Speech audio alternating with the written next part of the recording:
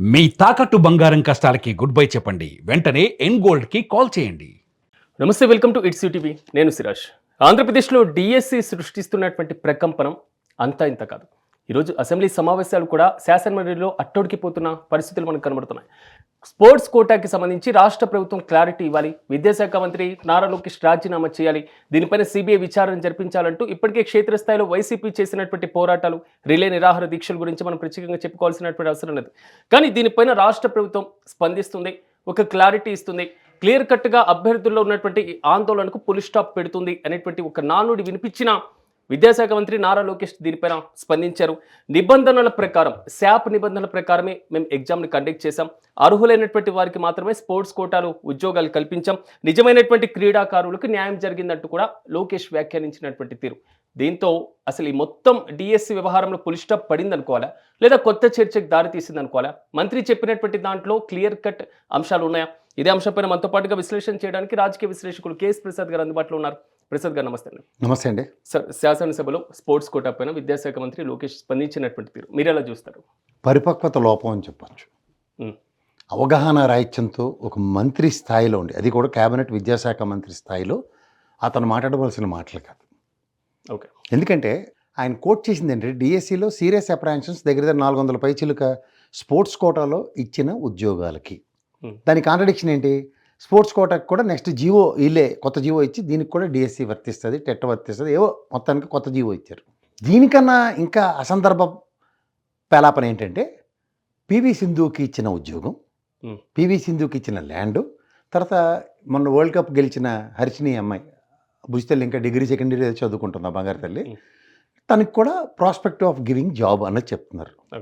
అంటే ఇది అవగాహన రాహిత్యం ఎందుకంత డంకా పలస్గా చెప్తున్నానంటే స్పోర్ట్స్ అథారిటీ ఆఫ్ ఇండియా అలాగే ఒలింపిక్ అసోసియేషన్స్ భారత జాతీయ క్రీడల్ని రిప్రజెంట్ చేస్తే, ఓకే, అలాగే ఇండియన్ నేషనల్స్ క్రికెట్ ఆడినా లేకపోతే రంజీ ట్రోఫీ లెవెల్స్లో క్రికెట్ ఆడినా బేసిక్గా తెలుసుకోవాల్సిన విషయం అంటే కొన్ని ఇండియన్ ఆయిల్ కార్పొరేషన్ కానీ, లేకపోతే ఇండియన్ ఎయిర్లైన్స్ వ్యవస్థ కానీ, రైల్వేస్ కానీ, నెక్స్ట్ ముఖ్యంగా banks, state bank of India కానీ, ఆంధ్ర బ్యాంక్లో గతంలో ఇవి ఏం చేస్తాయంటే వాళ్ళు హానరోరియం కింద వాళ్ళకి జాబులు ఇస్తారు, హానర్ కింద.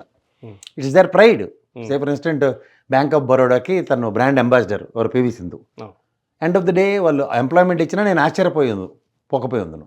అలాగే నాతో పాటు రంజీ ఆడిన ప్లేయర్స్ చాలామంది ఉన్నారు మా బ్యాచ్లో ఆడిన వాళ్ళు. వాళ్ళందరూ స్టేట్ బ్యాంక్ ఆఫ్ ఇండియాలో వాళ్ళు వర్క్ చేస్తున్నారు. కొంతమంది ఆంధ్ర బ్యాంక్లో చేస్తున్నారు, ఇప్పుడు అది విలీనమైంది యూనియన్ బ్యాంక్ ఆఫ్ ఇండియా కింద స్పోర్ట్స్ కోటాలో. అలాగే నా ఫ్రెండ్స్ చాలామంది ఇండియన్ రైల్వేస్కి ఆడుతున్నారు, హాకీలో కానీ, ఇండియన్ హాకీ టీం ఆడుతున్నారు రైల్వేస్కి, ఇండియన్ క్రికెట్ టీంలో ఆడుతున్నారు రైల్వేస్కి. ఇలాంటి నాకు చాలామంది ఫ్రెండ్స్ ఉన్నారు, మాతో పాటు చదువుకున్న ఫ్రెండ్స్. సో ఇది ఆ అవగాహన రాహిత్యంతో దీన్ని డిఎస్సితో ముడిపెట్టి ఆయన మాడారు చూడండి. ఇట్ ఇస్ రిడిక్యులస్ అంటారు. అపరిపక్వతకి నిలువెత్తు నిదర్శనం లోకేష్ అని చెప్పచ్చు. దీనికి నువ్వు ఛాలెంజ్లు చేసి 4 సార్లు ఛాలెంజ్ చేస్తున్నాను, కమాన్ జగన్మోహన్ రెడ్డి ఇక్కడికి వచ్చి చర్చించంటే కామెడీకి కూడా కామెడీ అయిపోతారు. ఇక్కడ ప్రాబ్లం ఏంటంటే ఇప్పుడు కోతిపుండు బ్రహ్మరాక్షస్ చేసుకుంటున్న లోకేష్. ఆయన అవగాహనతో మాట్లాడడం, అవగాహన రాహిత్యంతో మాట్లాడడం నాకు తెలియదు, కానీ వైఎస్ఆర్సీపీ వేసిన కేసుల్ని తొలగించబడ్డాయి హైకోర్టు పరంగా. కానీ 34,000 మంది కంప్లైంట్లు ఇచ్చారు. ఇది కాక సో మెనీ పీపుల్, 100ల కొద్ది కంప్లైంట్స్ డిఎస్సిలో ఇంకా హైకోర్టులో పెండింగ్ ఉన్నాయి. పైపచ్చి హైకోర్టు కూడా ఒక ఇన్విటేషన్ ఇచ్చింది, ఇంక somebody willing to complain please అని, వీఆర్ ఎక్స్టెండింగ్ ద టైం అని. ఎంతసేపు మీరు అచ్చెన్నాయుడు గారు చాలా బాగా చెప్తున్నారు, మీ జీవితం పయ్యాలు కేశవర్ కూడా వాళ్ళు బాగా చెప్పారు, మా ఇళ్ళను డిఎస్సీలు అనౌన్స్ చేసామంటే, బాబు నేను పొద్దున కూడా చెప్పాను, మళ్ళీ చెప్తున్నాను, ఎన్నోసార్లు చెప్తున్నా, డిఎస్సి ఒక స్మూత్ వే ఆఫ్ రిక్రూట్మెంట్ ఈ రోజు దాకా ఆంధ్రప్రదేశ్లో జరగలేదు. ఓకే, ప్రతిసారి కోర్టులకు వెళ్ళడం. దీనికి మీకు నిలువెత్తు నిదర్శనం 1998, 2009 రిక్రూట్మెంట్లు జగన్మోహన్ రెడ్డి గారు చేశారు. ఆ 2 ఈక్వలెంట్ రిక్రూట్మెంట్స్ మనం పొద్దున్నే చెప్పుకున్నాం, మీకు కూడా తెలుసది. ఇప్పుడు ఇందులో సీరియస్నెస్ ఏంటంటే దేశానికి ప్రాతినిధ్యం వహించినవి స్టేట్ ప్రైడ్స్ కింద ఆ స్టేట్ ఇచ్చే ఆనర్స్, దాన్ని మీరు డిఎస్సితో ముడిపెట్టి ఎగ్జాంపుల్ చెప్తున్నారు చూడండి. ద వరల్డ్స్ బిగ్గెస్ట్ కామెడీ అంటారు దాన్ని. లోకేష్ గారు అపరిపక్వతతో దయించి మాట్లాడకండి, అది కూడా ఫ్లోర్ ఆఫ్ ద హౌస్లో. మీకు చుట్టూ భజన్ రాయిలు ఉన్నారు, కానీ అసలు ఒరిజినల్ కరెక్ట్ చేసే వాళ్ళు లేరు. యనమల రామకృష్ణ గారి దగ్గర ఒకసారి క్లాసులకు వెళ్ళండి, కొన్ని విషయాల మీద అవగాహనతో పెద్ద అయినా చెప్తారు మీకు. అయితే మీ నాన్నగారిని ఇంకోసారి అడగండి, చెప్తారు. అంటే మంత్రి స్పీచ్లో లేదా మంత్రి ఇచ్చినటువంటి క్లారిటీలో పాయింట్ టు పాయింట్ అంశాలు ఏది మిస్ అయింది అనుకుంటున్నారు మీరు? రిథిమ్ మిస్ అయింది, క్లారిటీ మిస్ అయింది, అవగాహన రాహిత్యం ప్రస్ఫుటంగా కనబడింది. రిథిము లేకపోతే మీరు ఇది అంటున్నారు కదా, అదేంటంటే ఇండియన్ సినారియోలో ఒక రిథిమ్ ఉంది. ఏది నేషనల్స్కి రిప్రజెంట్ చేసిన వాళ్ళు ఆ స్టేట్ ఆనర్స్తో వాళ్ళకి గౌరవప్రదమైన జాబులు ఇవ్వడం. ఓకే. సో ఈ రిథిమ్ మిస్ అయ్యాడు ఆయన.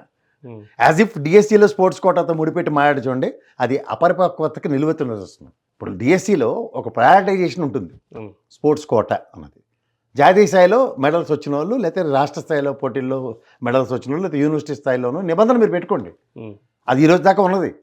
దాని కాంట్రడిక్టరీగా వీళ్ళు చూడండి, వీళ్ళు మనోడు బుడబుడకలో డ్రెస్ చేసి మన పవన్ కళ్యాణ్ గారికి కత్తి ఇచ్చినోడు అవార్డు తీసుకొచ్చి మళ్ళీ మాకు నిలబెడితే వీడు కూడా అర్హుడే అని చెప్పి వాడికి ఉద్యోగం ఇచ్చారు చూడండి.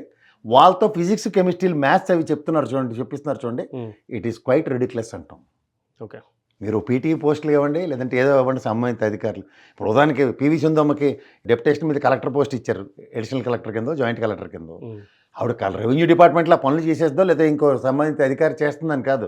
It's an honour what we did as far as AP state is concerned. She's our pride. దేశం కోసం, దేశం కోసం ఆడడం, మన రాష్ట్ర నుంచి పుట్టిన అమ్మాయికి మనం రాష్ట్రం ఇచ్చిన గౌరవ మర్యాద. అలా వివిధ రాష్ట్రాల్లో ఆ సంబంధించిన క్రికెట్ ప్లేయర్స్కి కానీ, జాతీయ స్థాయిలో పథకాలు తీసుకొచ్చిన వాళ్ళకి కానీ, కామన్వెల్త్ గేమ్స్లో కానీ, లేకపోతే ఏషియన్ గేమ్స్లో కానీ, లేకపోతే ఒలింపిక్స్లో కానీ మెడల్ తెచ్చిన వాళ్ళకి ఆ రాష్ట్రాలు ఇచ్చిన గౌరవప్రదమైన మర్యాదలకి మీరు డిఎస్సితో ముడిపెట్టి మాట్లాడుకోండి. అది తెలుగు తక్కువతనానికి నిలవెత్తు నిదర్శనం. ఓకే. అపరిపక్వతకి నిలువెత్తు నిదర్శనం. ఎంతకన్నా నేను చెప్పలేను. అంటే ఇది డిఎస్సి మీద అనుమానాలు వ్యక్తం చేస్తూ, ఆరోపణలు చేస్తూ, సో మాకు అన్యాయం జరిగింది అనేటువంటి ఆరోపిస్తున్న డిఎస్సి అభ్యర్థుల్లో కూడా అంటే క్వశ్చన్ ఇంకా రైజ్ చేస్తుంది అనుకోవాలి, లేదా ఇంత పులి స్టాప్ పడుతుంది అనుకోవాలి? ఎక్కడ పడుతుంది సార్? మీరు పులి స్టాప్ ఎలా అనుకుంటున్నారు? Court will give a direction. ఇప్పుడు 34,000 ఫిర్యాదులు అంటే తమాషాలుగా ఉందా? డిఎస్సీల మీద 34,000 మంది ఫిర్యాదులు ఇచ్చారు. రాసింది ఎంతమంది? వీళ్ళు పోస్టులు ఎంత? 16,000 కదా సెలెక్ట్ చేశారు. 34,000 ఫిర్యాదులు అంటే దగ్గర డబలే కదా, మోర్ దెన్ డబల్. అంటే మేము నిజంగా పారదర్శకంగానే నిర్వహించామని సిబిఐ ఎంక్వైరీకి ఎందుకు రాష్ట్ర ప్రభుత్వం ఆదేశించారు? సిబిఐ ఆడితే అతను కత్తిలో గొడ్డలు ఎత్తుకుని తిరగట్లేదు వివేకానంద మర్డర్లు. అలా ఏమైనా సూపర్లేటివ్ డిగ్రీస్ అనుకుంటున్నారా? ఉన్నత స్థాయి కలిగిన పోలీసు అధికారులు ఆ స్టేట్లో పర్ఫార్మెన్స్ చేస్తున్న వాళ్ళు సిబిఐకి ఎత్తారు. మన పోలీసుల్లో ఎఫిషియన్సీ ఉంది, పట్టుకోమంటే పెడతలు వాయించి 2 జల్లలు కొట్టి తీసుకొస్తారు. అంత పెద్ద సీనే ఉండదు ఇక్కడ. ఇక్కడ ఒక ట్రాన్స్పరెంట్గా ఒక ఇష్యూలో దొరికారు వీళ్ళు, కోడిపెట్టలు దొరికినట్టు. ఓటర్ ర్యాంక్ వచ్చినాడు మెయిన్, ఆడు ఎవడోడికి పేపర్లు మేడో లేకపోతే స్పోర్ట్స్ కోటాలో ఫుల్ మెటాయిల్తో పని అయింది. రేపు మండలంలో చర్చకి ఇవాళ బీఎస్సీ మీటింగ్లో ఎజెండా ఉంది సార్. రేపు ఎలా చేశారంటే వీళ్ళకి స్థిరతలపర సౌండ్ లేదు, get ready for jungle drums, అంతకని ఇంకెట్లేదు. Okay, right sir, thank you sir. మొత్తం మీద చూడాలి, డిఎస్సీ పైన విద్యాశాఖ మంత్రి లోకేష్ ఇచ్చినటువంటి వివరణ పైన కూడా కొంతవరకు అసంతృప్తి వస్తున్నటువంటి నేపథ్యంలో సో స్టేట్ గవర్నమెంట్ ఎలాంటి చర్యలు తీసుకుంటుందాం చూద్దాం. మరిన్ని అప్డేట్స్ కోసం చూస్తూనే ఉండండి ఇట్స్ యూటీవీ.